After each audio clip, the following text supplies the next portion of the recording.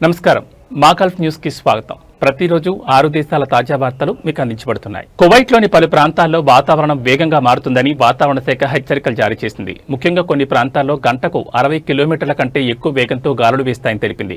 దీనివలన దుమ్ము తుఫాన్లు సంభవించే అవకాశం ఉందని హెచ్చరించింది. దీంతో బహిరంగ ప్రాంతాల్లో విజిబిలిటీ తగ్గే అవకాశం ఉందని వాహనదారులు జాగ్రత్తగా ఉండాలని సూచించింది.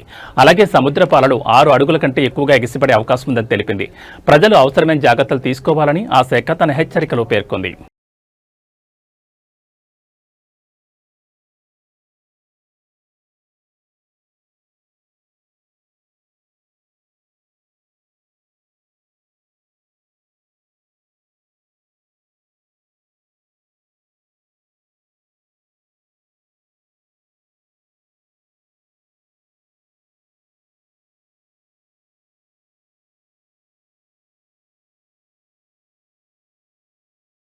సౌదీ అరేబియాలోకి ప్రవేశించే ట్రక్కుల్లో డ్రగ్స్ దాచిపెట్టిన డ్రగ్స్ ను అధికారులు గుర్తించి స్వాధీనం చేసుకున్నారు. అల్ హదీతా సరిహద్దు క్రాసింగ్ వద్ద 47,927 ఆంపెటమైన్ పిల్స్ ను అక్రమంగా తరలించే ప్రయత్నాన్ని జకాత్, పన్ను మరియు కస్టమ్స్ అథారిటీ విఫలం చేసినట్లు ప్రకటించింది.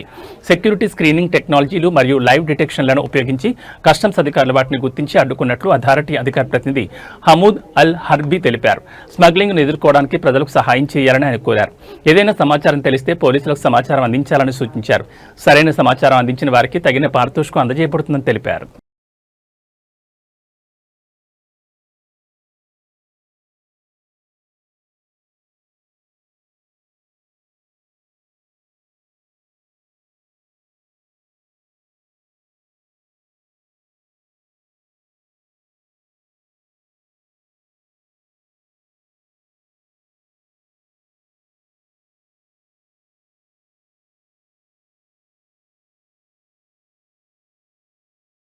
ఖతార్లో డిజిటల్ చెల్లింపు వ్యవస్థ కొత్త రికార్డులు నమోదు చేసింది. సెప్టెంబర్ నెలలో క్యూఆర్ 16.680 బిలియన్ల విలువైన 55 మిలియన్లకు పైగా లావాదేవీలు జరిగాయని ఖతార్ సెంట్రల్ బ్యాంక్ ఇటీవల తన ఎక్స్ ప్లాట్ఫామ్లో ఒక పోస్టులో ప్రకటించింది.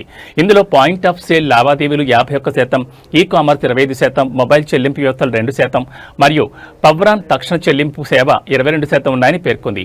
ఈ సంవత్సరం సెప్టెంబర్లో బలమైన వృద్ధిని సాధించిన ఖతార్లో పాయింట్ ఆఫ్ సేల్ మరియు ఈ కామర్స్ లావాదేవీలలో సానుకూల పెరుగుదల నమోదైందని తెలిపింది. ఈ లావాదేవీల మొత్తం విలువ క్యూఆర్ 12.4692 బిలియన్లకు చేరుకుందని పేర్కొంది. ఖతార్ సెంట్రల్ బ్యాంక్ డేటా ప్రకారం ఈ కామర్స్ లావాదేవీల విలువ క్యూఆర్ 4.228 బిలియన్లకు చేరుకున్నాయి. మొత్తం 10.088 మిలియన్ లావాదేవీలు జరిగాయి. మరోవైపు పాయింట్ ఆఫ్ సేల్ లావాదేవీలు ఈ సంవత్సరం సెప్టెంబర్లో 42.425 మిలియన్ల లావాదేవీల పరిమాణంతో సుమారు క్యూఆర్ 8.464 బిలియన్ల మొత్తం విలువను నమోదు చేశాయి. ఈ సంవత్సరం సెప్టెంబర్ నెలకు సంబంధించిన ఇన్స్టంట్ ట్రాన్స్ఫర్ సిస్టమ్ గణాంకాల ప్రకారం ఇన్స్టంట్ పేమెంట్ సిస్టమ్ ఫవ్రాన్ సర్వీస్లో మొత్తం 3.387 మిలియన్ రిజిస్టర్డ్ అకౌంట్లు ఉన్నాయి. ఈ సంవత్సరం సెప్టెంబర్లో ఖతార్ మొబైల్ పేమెంట్ మొత్తం 1.203 మిలియన్ వాలెట్లను నమోదు చేసిందని గణాంకాలు తెలిపాయి. మొత్తం విలువ క్యూఆర్ 294.627 మిలియన్లు కాగా దాదాపు 359.425 లావాదేవీలు జరిగాయని పేర్కొన్నారు.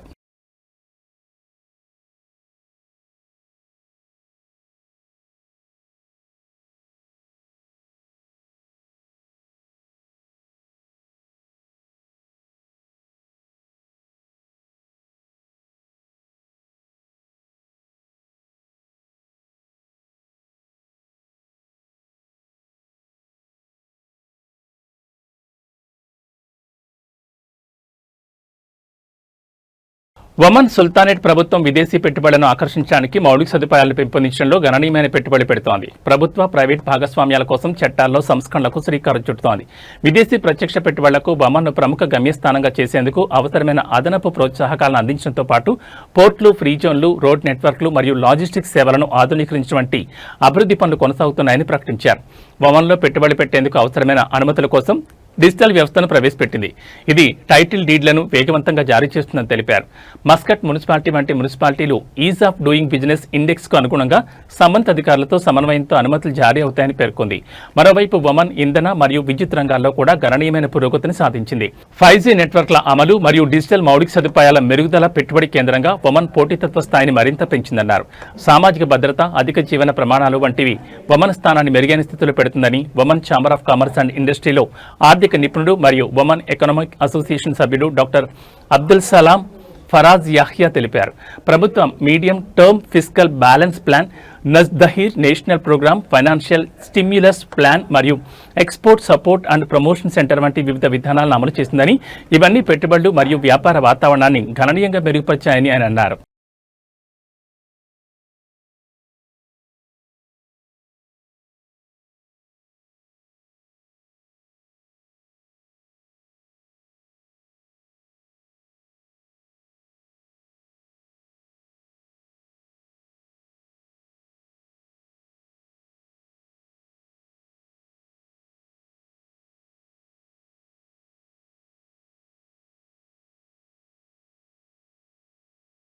దుబాయ్లో భారతీయుల కోసం దీపావళి ఉత్సాహం మరింత విస్తరించింది. ఎమిరేట్స్, లవ్స్ ఇండియా, యూఏఈలో భారతీయ సంఘానికి అత్యంత పెద్ద సంబరంగా దీపావళి తర్వాత ఒక వారం గడిచే అక్టోబర్ 26న జరగనుంది. ఈ గ్రాండ్ ఈవెంట్ జబీల్ పార్క్లో నిర్వహించబడుతోంది. ఈ సంబరం భారతీయ సాంస్కృతిక వైభవాన్ని, రంగులు, ఉత్సాహాన్ని ప్రతిబింబిస్తుంది. యూఏఈ ప్రభుత్వ మీడియా కార్యాలయం సహకారంతో ఈ ఫెస్టివల్లో ప్రముఖ భారతీయ కళాకారులు నేహా కక్కర్, మికా సింగ్, నీరజ్ మాధవ్ లైవ్ ప్రదర్శనలు ఇవ్వనున్నారు.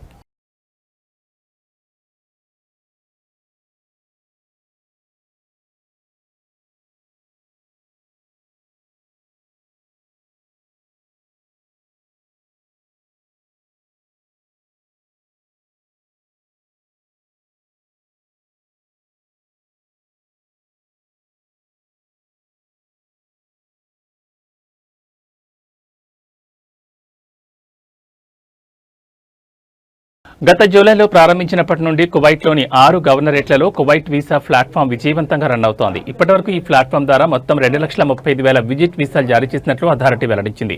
ఇమిగ్రేషన్ విభాగం ప్రస్తుతం రోజుకు సుమారు 6,000 వరకు విజిట్ వీసాలను ఆమోదిస్తుందని తెలిపింది. పర్యాటకాన్ని ప్రోత్సహించడానికి మరియు స్థానిక ఆర్థిక వ్యవస్థకు మద్దతు ఇవ్వడానికి సందర్శకులు పర్యాటక, వ్యాపారం లేదా కుటుంబ వీసాలను సులభంగా పొందేందుకు వీలుగా ప్లాట్ఫామ్ను రూపొందించినట్లు పేర్కొంది. అయితే విజిట్ వీసాలను దుర్వినియోగం చేయొద్దని ప్రవాసులను హెచ్చరించింది.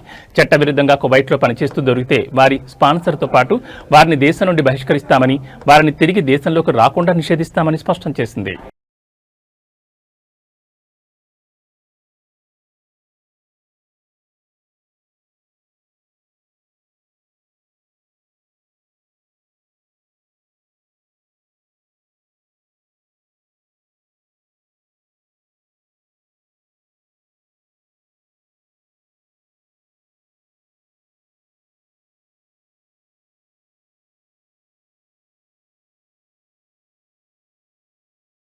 ఇవి మా గల్ఫ్ న్యూస్ విశేషాలు. మరో బులెటిన్లో మళ్ళీ కలుసుకుందాం. నమస్కారం.